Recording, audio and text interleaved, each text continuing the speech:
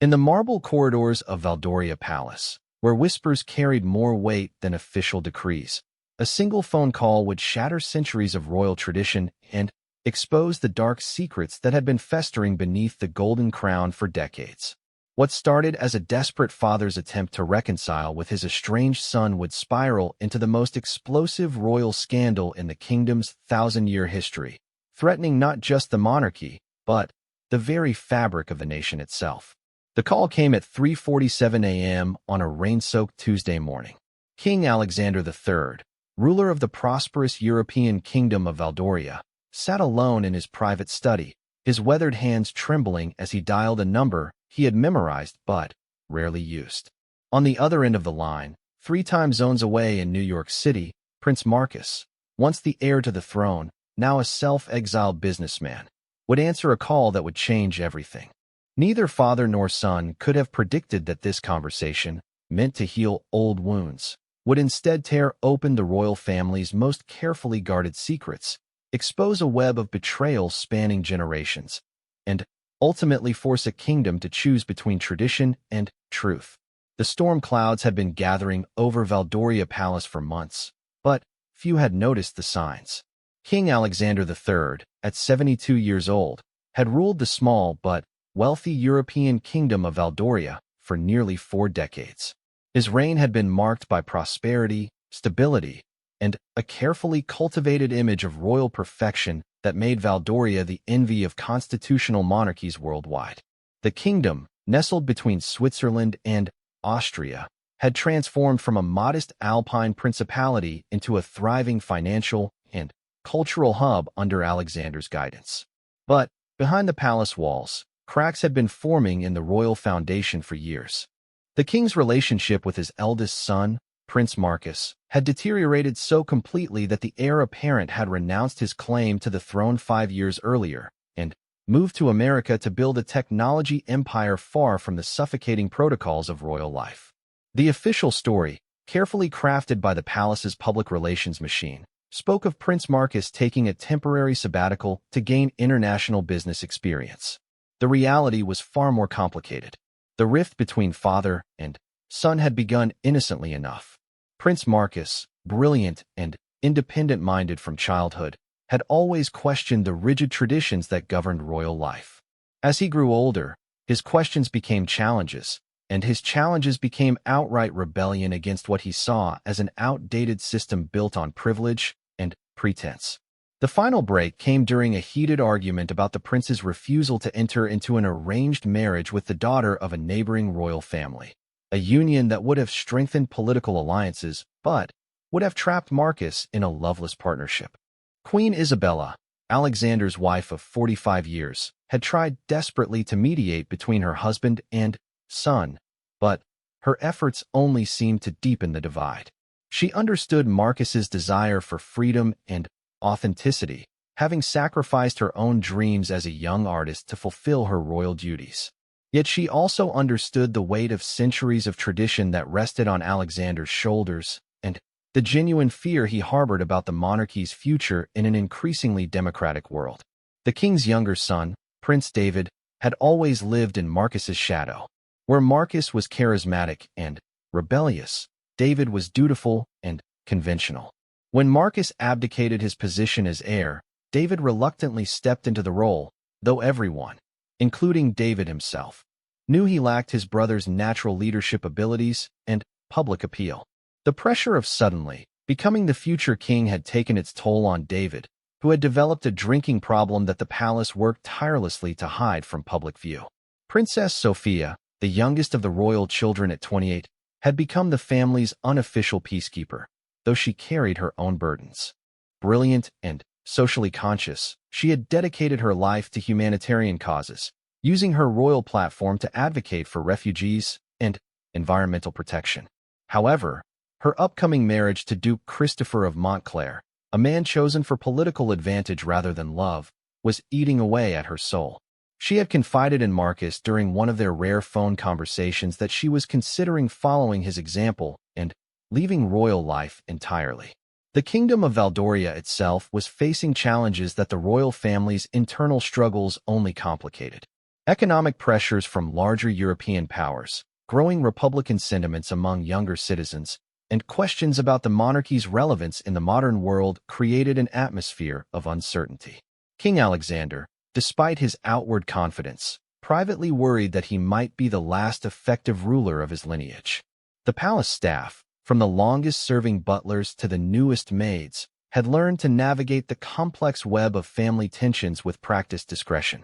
They witnessed the lonely dinners where empty chairs marked absent family members, the heated phone conversations that echoed through palace corridors, and the moments of private anguish that the royal family endured behind their public facades.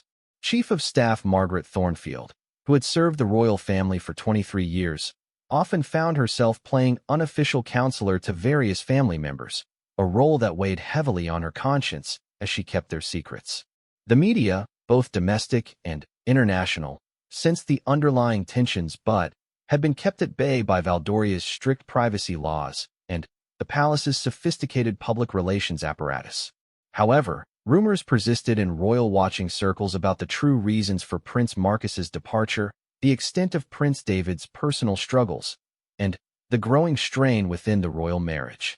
Investigative journalists from across Europe had been quietly digging into the royal family's affairs, though none had yet uncovered the full scope of the secrets hidden within the palace walls. It was against this backdrop of simmering tensions, unspoken resentments, and carefully maintained facades that King Alexander made his fateful decision to reach out to his estranged son. The immediate catalyst was a health scare that had shaken him to his core. During a routine medical examination, doctors had discovered irregularities that required immediate attention and raised questions about his long-term prognosis. The possibility of his own mortality had suddenly become very real, and with it came the crushing realization that he might die without reconciling with Marcus. The king had spent weeks debating whether to make the call. His pride, built over decades of royal training that emphasized dignity and emotional restraint, warred with his paternal instincts and growing desperation.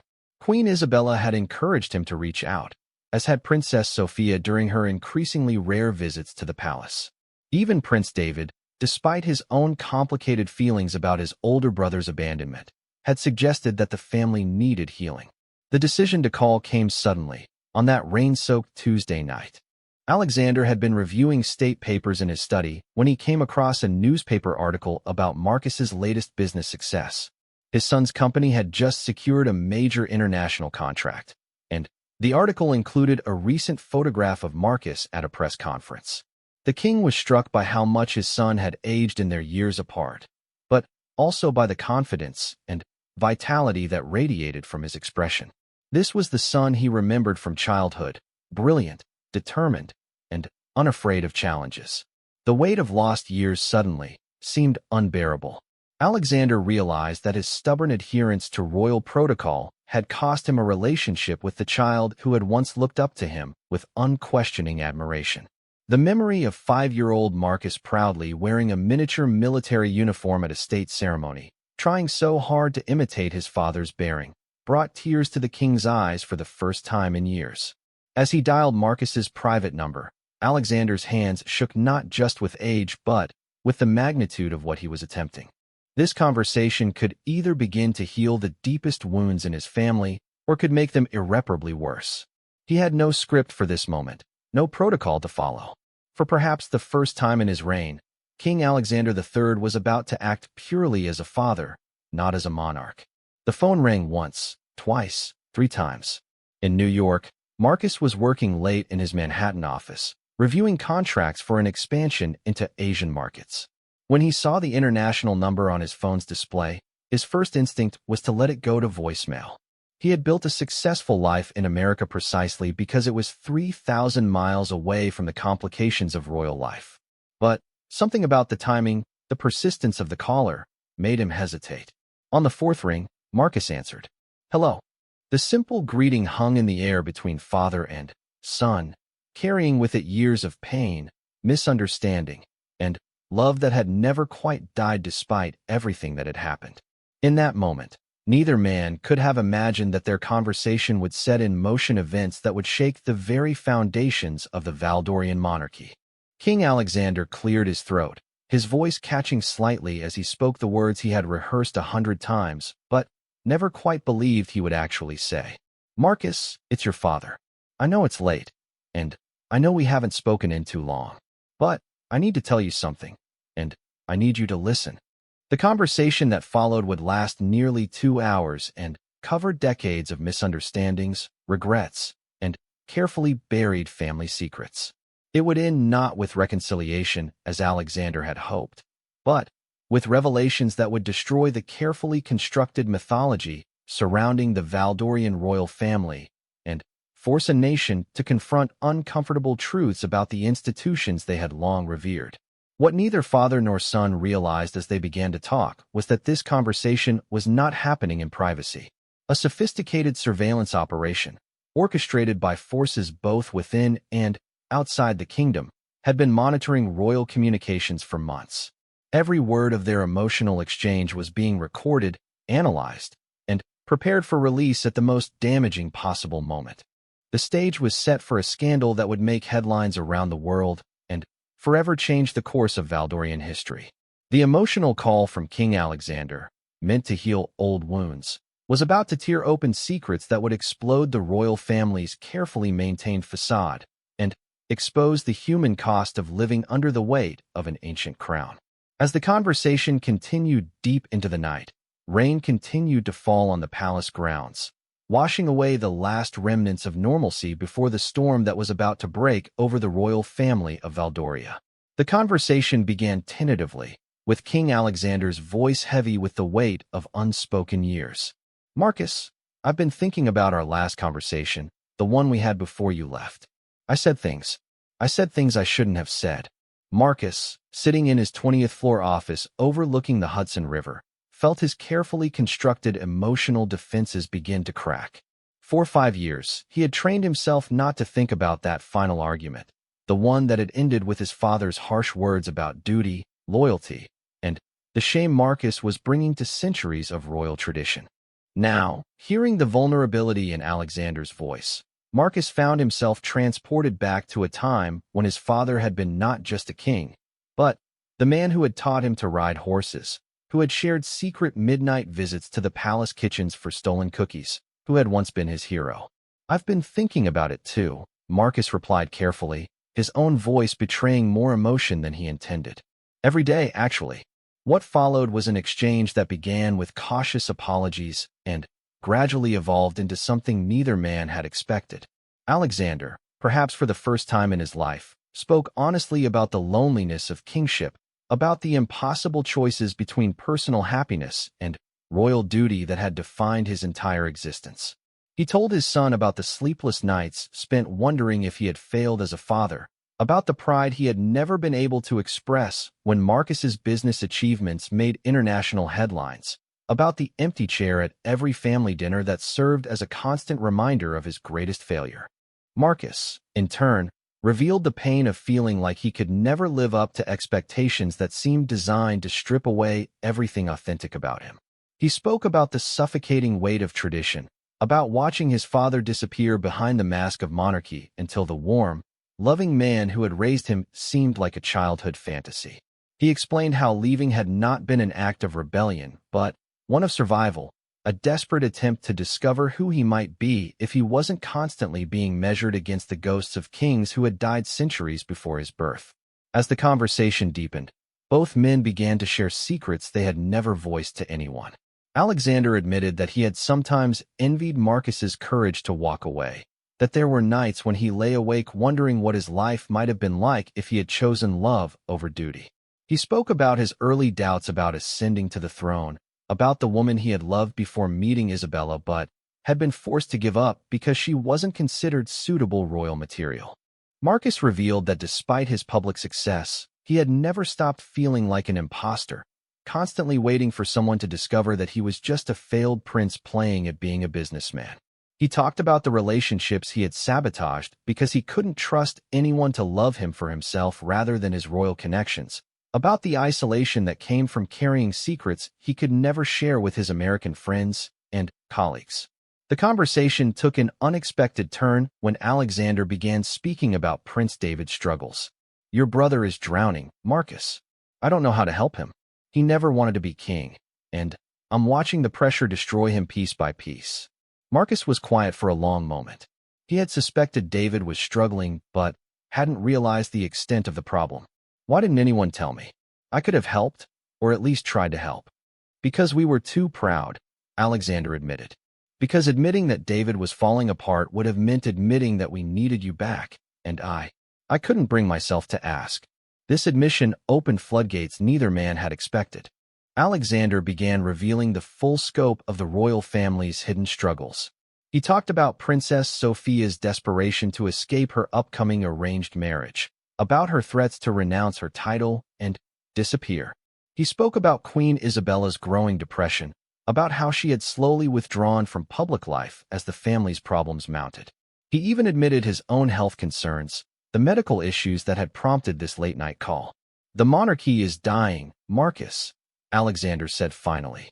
Not because of external pressures, though those exist, but because we're destroying ourselves from within. We're so busy maintaining the appearance of strength that we've forgotten how to actually be strong. Marcus felt the weight of revelation settling over him. The institution he had rejected, the family he had left behind, was crumbling in ways he had never imagined. What do you want from me? He asked quietly. I want my son back, Alexander replied simply. I want to know that when I'm gone, this family won't disappear entirely. I want to believe that there's still time to fix what I've broken. It was at this moment that the conversation took its most dangerous turn. Marcus, emboldened by his father's honesty and moved by genuine concern for his family, began asking questions about things that had always puzzled him about royal finances and certain political decisions made during his childhood. Alexander, caught up in the emotional intensity of their exchange and desperate to prove his sincerity, began providing answers that went far beyond what should have been shared, even with family. He talked about secret negotiations with foreign governments, about financial arrangements that had kept Valdoria prosperous but had required moral compromises. He admitted to knowledge of intelligence operations that had been conducted without parliamentary oversight, to decisions that had been made for the good of the kingdom but at the expense of democratic principles. Most damaging of all, he revealed details about corruption within the government that he had been forced to tolerate in order to maintain political stability. Marcus listened with growing alarm as his father painted a picture of a monarchy that had maintained its benevolent reputation through careful manipulation and strategic silence about uncomfortable truths. The kingdom he had grown up believing was a model of enlightened constitutional monarchy was revealed to be built on foundations of compromise and complicity that would shock the Valdorian people if they ever learned the truth. My God, Marcus whispered. How long has this been going on? Decades, Alexander replied wearily. It started small, little compromises here and there. But once you begin making exceptions to your principles, it becomes easier to make bigger ones. Before you know it, you're maintaining a system that depends on secrets and half-truths to survive. The conversation continued for another hour, with Alexander providing details that painted an increasingly disturbing picture of how the Valdorian government actually operated behind the scenes. By the time they finally ended the call, both men were emotionally exhausted, but there was also a sense of relief. For the first time in years, they had spoken honestly to each other. They had aired grievances, shared fears, and begun what felt like a genuine reconciliation. They made plans for Marcus to visit Valdoria within the month, to see the family, and begin working on healing the rifts that had torn them apart. They agreed to keep their conversation private for now, to give everyone time to process and prepare for the changes that would need to be made. Alexander expressed hope that Marcus might eventually consider returning to royal life, perhaps in a modernized form that would allow him to maintain his authenticity while serving his country. Marcus was cautious but optimistic. He had built a life in America, but the idea of reconnecting with his family and possibly contributing to positive changes in Valdoria was appealing. He suggested they start slowly, with private family time before any public announcements about his return. Both men hung up feeling that they had accomplished something important.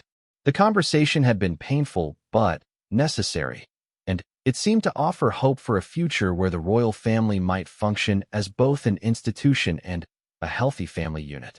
They had no idea that every word of their emotional exchange had been recorded and was already being analyzed by hostile intelligence operatives who saw an opportunity to destabilize one of Europe's most stable monarchies. The surveillance operation that captured their conversation was the result of months of planning by a coalition of forces that included foreign intelligence services, domestic Republican movements, and corrupt officials within the Valdorian government itself. The goal was not just to embarrass the royal family, but to create enough chaos to justify major political changes that would benefit certain economic interests. The recordings were immediately transcribed and edited to maximize their damaging potential. Quotes were taken out of context, emotional admissions were presented as cold political calculations, and the human vulnerability that had made the conversation possible was stripped away to leave only the most compromising revelations. Professional disinformation specialists began crafting a release strategy designed to cause maximum damage to the monarchy's reputation while providing cover for those who had orchestrated the surveillance. As dawn broke over both Valdoria and New York, father and son slept better than they had in years, believing they had taken the first step toward healing their family. Neither suspected that their moment of honesty would soon be weaponized against everything they both still loved about their homeland and their heritage. The emotional call from King Alexander, which had begun as an attempt at reconciliation, was about to become the catalyst for the greatest crisis in Valdorian history. The royal family's secrets, shared in a moment of genuine vulnerability, were about to be exposed to a world that had little patience for the complexities and contradictions of modern monarchy. The chaos that would follow would test not only the survival of the royal institution, but the very character of the Valdorian people themselves. The attack began exactly 72 hours after the phone call, launched simultaneously across multiple platforms with the precision of a military operation.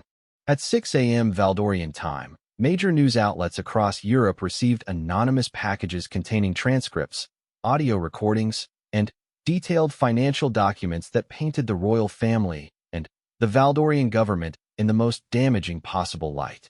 The timing was carefully calculated to hit during the morning news cycle when maximum viewership could be achieved. The leaked materials were presented as evidence of a shadow monarchy that had been manipulating Valdorian democracy for decades. King Alexander's honest admissions about difficult political compromises were reframed as evidence of authoritarian overreach. His discussion of intelligence operations became proof of unconstitutional surveillance of Valdorian citizens.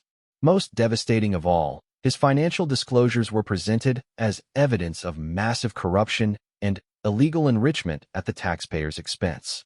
The story broke first on the international news networks, then quickly spread to domestic Valdorian media, who found themselves in the impossible position of either ignoring a major international story about their own royal family or potentially committing treason by reporting unverified allegations against the monarchy.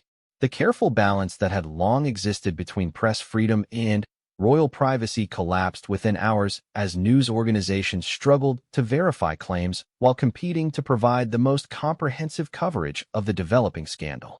At Valdoria Palace, the first indication of the crisis came when Chief of Staff Margaret Thornfield received an urgent call from the palace's media liaison at 5:30 a.m. The media specialist, David Chun, had been monitoring international news feeds as part of his daily routine when he noticed the story beginning to trend on social media platforms. By the time he reached Thornfield, the story was already being picked up by major networks across 3 continents. "Ma'am, we have a serious problem," Chun said without preamble. "Someone has leaked what appears to be recordings of a private conversation between His Majesty and Prince Marcus. The allegations are extensive." Thornfield, who had served the royal family through numerous crises, felt her blood run cold as Chun outlined the scope of the revelations. She immediately implemented the palace's emergency communications protocol, which involved waking the king and queen while simultaneously alerting senior government officials and security personnel. The palace had plans for many types of crises, but nothing had prepared them for the wholesale exposure of the monarchy's most private secrets. King Alexander was in his private study when Thornfield reached him, having been awake since 4 a.m. reviewing papers for a scheduled meeting with the Prime Minister.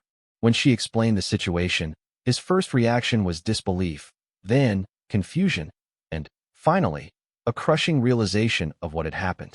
The honest conversation he had shared with his son, the moment of vulnerability that had felt like the beginning of healing, had been twisted into a weapon against everything he had spent his life protecting. "How is this possible?" he asked, though deep down he already knew. Palace communications had been compromised, probably for months. The surveillance technology required to intercept and record a private phone call between Valdoria and New York suggested involvement by sophisticated intelligence operations, possibly foreign governments with interest in destabilizing the region. Queen Isabella took the news with the stoic grace she had cultivated over decades of royal life. But those who knew her well could see the devastation in her eyes. The private struggles she had shared with her husband in their most intimate moments were now being dissected by strangers around the world. Worse, the revelation of the surveillance meant that their entire family had been living under observation without knowing it, that their most personal conversations had been fodder for enemies they hadn't even known they had. Prince David's reaction was perhaps the most volatile. Already struggling with alcohol dependency and the pressure of his unexpected role as heir, the revelation that his personal struggles were now international news sent him into a rage that quickly devolved into panic. Palace staff found him in his private quarters, having consumed most of a bottle of scotch while screaming at news coverage on his television. The palace physician was called to sedate him, but not before several servants witnessed a complete breakdown that would itself become a security concern. Princess Sophia, who had been preparing for a humanitarian mission to refugee camps in Jordan, received the news while at London's Heathrow Airport. Her first instinct was to board her scheduled flight and disappear into her work, but her security detail convinced her that returning to Valdoria was the only option.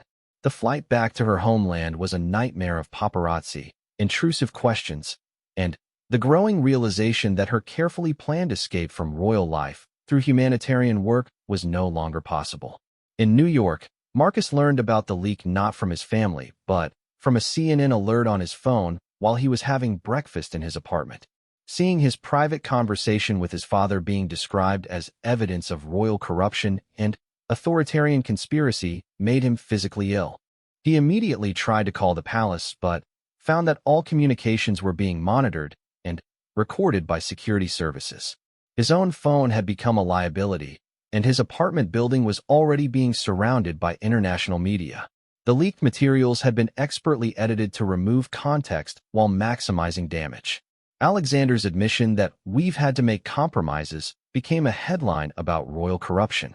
His discussion of intelligence cooperation with allied nations was presented as evidence of spying on Valdorian citizens. Most damaging of all, his honest assessment that the monarchy is dying was interpreted as evidence that the royal family knew they were illegitimate and had been plotting to maintain power through manipulation and deceit. Within hours of the story breaking, protests began forming in Valdoria's capital city. Republican groups that had existed on the margins of political life suddenly found themselves with mainstream support as citizens demanded explanations for the allegations against their royal family.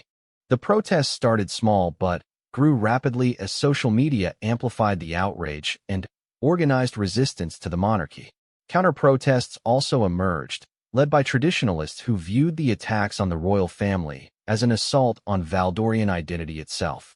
These demonstrations were smaller but more passionate, with some participants calling for investigation into how the recordings had been obtained and demanding that the royal family be given a chance to respond to the allegations before being judged in the court of public opinion. The Valdorian parliament found itself in an unprecedented constitutional crisis. The leaked recordings included discussions of government operations that, if accurate, suggested the monarchy had been involved in decisions that should have been made exclusively by elected officials. Opposition leaders demanded immediate investigations, while government supporters argued that the recordings were potentially fabricated or taken out of context by hostile foreign powers. Prime Minister Elena Rodriguez, who had maintained a respectful but independent relationship with the royal family throughout her 5-year tenure, was placed in an impossible position. The leaked materials suggested that some government operations had been conducted with royal knowledge or involvement in ways that could be interpreted as violations of constitutional limitations on monarchical power. At the same time, her own conversations with King Alexander had always been entirely appropriate, and she suspected the leaked materials were being deliberately misrepresented. International reaction was swift and largely negative. European Union officials, already skeptical of monarchical institutions, called for investigation into the allegations of authoritarian overreach. Republican movements in other constitutional monarchies seized on the Valdorian crisis as evidence that all royal institutions were inherently anti-democratic. Even traditionally sympathetic royal watchers expressed concern about the allegations, though many also questioned the convenient timing and presentation of the leaks. The intelligence services of several nations immediately began their own investigations into the source of the leaks, recognizing the sophistication of the operation and suspecting state-level involvement.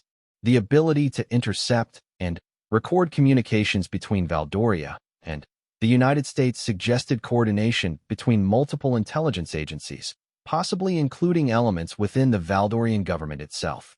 As the day progressed, additional materials continued to be released, each new revelation timed to maximize media impact and prevent the palace from effectively responding to previous allegations. Financial documents suggesting questionable royal expenditures, correspondence that could be interpreted as evidence of political manipulation, and intelligence reports that implied unauthorized surveillance operations created a constant stream of damaging headlines. The palace's communications team, led by David Chun, found themselves fighting a losing battle against professional disinformation specialists who understood modern media manipulation far better than traditional royal publicity operations. Every statement released by the palace was immediately countered by new allegations or reinterpretations of existing materials that made their denials seem inadequate or deceptive. By evening, King Alexander realized that the standard palace crisis management strategies were completely inadequate for the scale of the attack they were facing. This was not a typical royal scandal about personal behavior or protocol violations that could be managed through careful public relations. This was a coordinated assault on the legitimacy of the monarchy itself, using his own honest words as weapons against the institution he had spent his life serving. The king made the difficult decision to request an emergency session with parliamentary leaders, knowing that such a meeting would itself become a news event, but recognizing that the royal family's survival might depend on demonstrating their commitment to transparency and constitutional government. The conversation that was supposed to heal his family had instead placed everything he valued in mortal danger. As night fell over Valdoria, the country found itself more deeply divided than at any time since World War II. The emotional call from King Alexander had been transformed from a private moment of reconciliation into a public crisis that threatened to tear apart the social fabric of the nation. The royal family that had symbolized Valdorian stability for centuries now found itself at the center of a storm that would test whether democracy and monarchy could coexist in the modern world. The chaos was only beginning. What had started as leaked recordings would soon spiral into a comprehensive assault on Valdorian institutions, with forces both foreign and domestic seeking to exploit the crisis for their own purposes. The royal family's attempt to heal old wounds had inadvertently provided their enemies with the ammunition needed to destroy everything they represented. The emergency parliamentary session convened at dawn the following day in an atmosphere of unprecedented tension. King Alexander, looking every one of his 72 years, entered the ancient chamber where his ancestors had addressed the nation's representatives for over 3 centuries. The weight of history seemed to press down on his shoulders as he prepared to defend not just himself, but the entire institution of monarchy against allegations that had shaken the foundations of Valdorian society. The king's address to Parliament was broadcast live across the nation and internationally, drawing an audience estimated at over 50 million viewers worldwide. His words, carefully crafted overnight with the help of constitutional lawyers and communications experts, were an attempt to provide context for the leaked recordings while acknowledging the legitimate concerns they had raised about royal accountability and democratic oversight. Honorable members of Parliament and fellow Valdorians, Alexander began, his voice steady despite the magnitude of the crisis.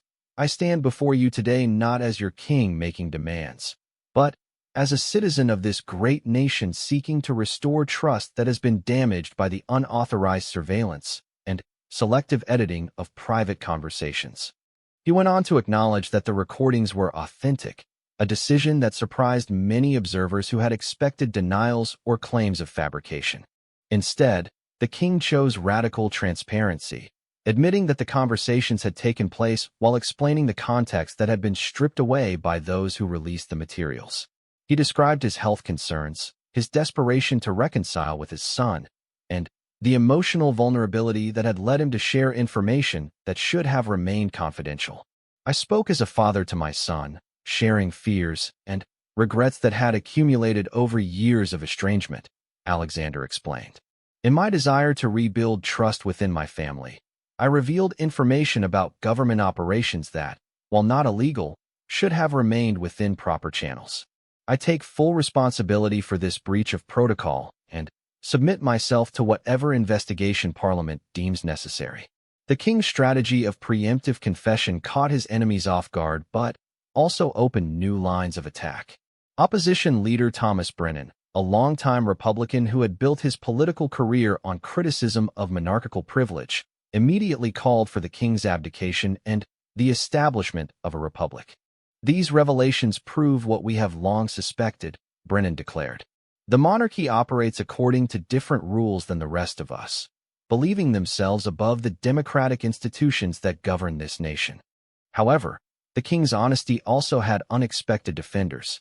Several moderate parliamentarians, while critical of the revelations, expressed concern about the methods used to obtain the recordings and the obvious coordination involved in their release. We must ask ourselves, said centrist leader Maria Santos, who benefits from the destabilization of our institutions, and whether we are allowing ourselves to be manipulated by forces that may not have Valdoria's best interests at heart. The debate that followed was unlike anything in Valdorian parliamentary history. For 12 hours, members argued about the future of the monarchy, the nature of constitutional government, and the sovereignty of the nation itself. Evidence emerged during the session that the surveillance operation had been far more extensive than initially realized, with indications that parliamentary communications had also been monitored and that the privacy of citizens had been violated on a massive scale. Intelligence officials, called to provide classified briefings to parliamentary leaders, revealed that the sophistication of the surveillance operation suggested involvement by multiple foreign intelligence services working in coordination. The goal appeared to be not just the embarrassment of the royal family, but the destabilization of Valdorian society to create opportunities for external economic and political manipulation. Meanwhile, the streets outside Parliament reflected the deep divisions within Valdorian society. Pro-monarchy demonstrators, many of them elderly citizens who remembered the stability and prosperity of Alexander's long reign, gathered to show support for their king. They carried signs reading, "Valdoria stands with the crown," and "Protect our heritage." Many spoke to reporters about their fear that the destruction of the monarchy would lead to political chaos and economic instability. Counter-demonstrations by Republican groups were larger and more diverse, including young people who saw the crisis as an opportunity to modernize their country's political system. Their chants of "democracy now" and "end royal privilege" reflected frustrations that had been building for years among citizens who felt disconnected from an institution they viewed as increasingly irrelevant to their daily lives. The presence of foreign agitators among both groups became increasingly apparent as the day progressed. Intelligence services identified individuals known to work for destabilization operations, confirming suspicions that the crisis was being manipulated by external forces seeking to exploit Valdorian divisions for their own purposes. Prince Marcus, still trapped in New York by media attention and security concerns, watched the parliamentary session with growing alarm. He realized that his honest conversation with his father was being used to destroy not just the monarchy, but the stability of his homeland. Against the advice of his security team, he decided to make a public statement via video link to Valdorian television, hoping to provide context that might help calm the situation. Marcus's statement, broadcast live during the parliamentary session, was perhaps the most emotionally powerful moment of the crisis. Speaking from his New York office, he appeared exhausted but determined as he addressed his country directly for the first time since leaving royal life. "I want the people of Valdoria to understand what really happened during that phone call," Marcus said, looking directly into the camera. "My father reached out to me because he was scared. Scared about his health, scared about our family falling apart, scared about what would happen to our country if we couldn't find a way to heal the divisions between us." What you heard in those recordings was not evidence of corruption or conspiracy. It was the sound of a man trying to be honest with his son for the first time in years. The prince went on to provide his own perspective on the revelations, acknowledging that his father had shared information inappropriately while explaining the emotional context that made such sharing understandable. He also addressed the broader implications of the surveillance operation, expressing outrage that his private reconciliation with his father had been weaponized against their country. "Whoever orchestrated this violation of our privacy did not do it to help Valdoria," Marcus declared. "They did it to hurt us, to divide us, to make us weak. Don't let them succeed. Don't let foreign manipulators destroy what generations of Valdorians have built together." The impact of Marcus's statement was immediate and significant. Many Valdorians who had been disturbed by the leaked recordings found themselves moved by the prince's obvious pain and anger about the violation of his family's privacy. The revelation that foreign forces were involved in the surveillance operation shifted public opinion away from simple condemnation of the monarchy toward concern about national sovereignty and security. However, the crisis was far from over. As the parliamentary session continued, new leaked materials were released, suggesting that the perpetrators still had additional ammunition to deploy. Financial documents purporting to show questionable royal expenditures, correspondence that could be interpreted as evidence of political influence, and intelligence reports about surveillance activities created fresh waves of controversy, just as public opinion seemed to be stabilizing. The timing of these releases confirmed intelligence assessments that the operation was being managed by professionals who understood psychological warfare and information manipulation. Each new revelation was calibrated to maintain maximum pressure on the royal family, while preventing any sustained counter-narrative from taking hold in public consciousness. Queen Isabella, who had remained largely silent during the initial phase of the crisis, made the decision to break royal protocol and address